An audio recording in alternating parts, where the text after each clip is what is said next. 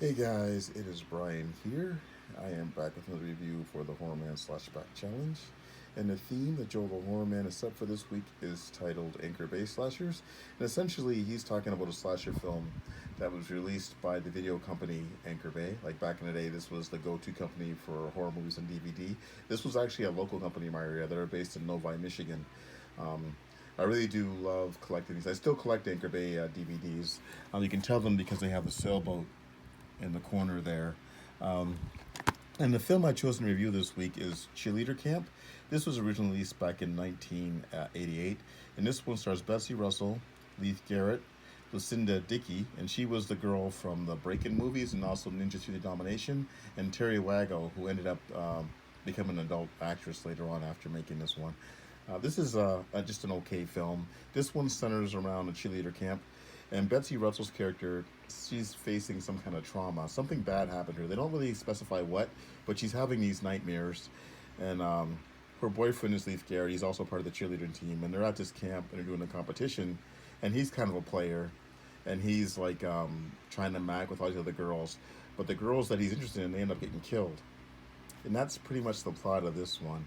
Um, Now, straight up, now this film, I think is being marketed as a comedy, and it starts off like it's going to be a teen sex comedy, but this one is pretty much played straight for the most part. There's a couple scenes early on um, that are kind of in the comedic vein.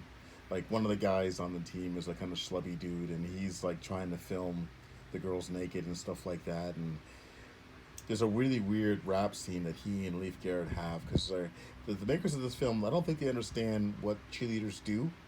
So there's a scene where they're doing their competition and they're kind of rapping and introducing the rest of the team, and it's really done in a weird kind of like really lame um, kind of rap. It was obviously written by someone who doesn't know how to write a rap song, even like in the '80s. It's a really weird, awkward thing. Now the kill sequences aren't really good in this film. There's only one decent kill sequence. I've noticed from watching a lot of the later '80s slasher films, they're not as gory as the slasher films of the early '80s. I know censorship has come into play, but there's not even the kill sequences like in this film. Most of the scenes are done off, or most of the kills are done off screen, which was kind of annoying. There was only like a couple that were actually on screen kills in this. Um, Now there's supposed to be a twist in this movie, but it's not a really good twist, and the film kind of ends on an anticlimactic note. So like I don't know, like there is some decent TNA in this movie. It is very '80s, so it has the '80s nostalgia thing going for it. Now the original title for this movie was Bloody Pom Poms, and this really still has the insert. So we have the artwork in here, and there's Betsy Russell. She's the lead for this one. Um, I wish they had gone with that title because this one I think they're trying to go with like a police academy thing. I'm surprised they didn't call this movie Cheerleader Academy instead of Cheerleader Camp. Um, this release is out of print. I don't know if there's any other releases in any other regions, but I know this one's been out of print over here.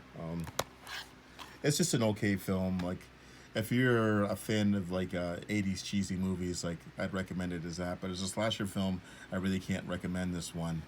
Um, So there's that, guys. That's my review for this week. Thanks for watching, everybody, and I'll talk to you all later.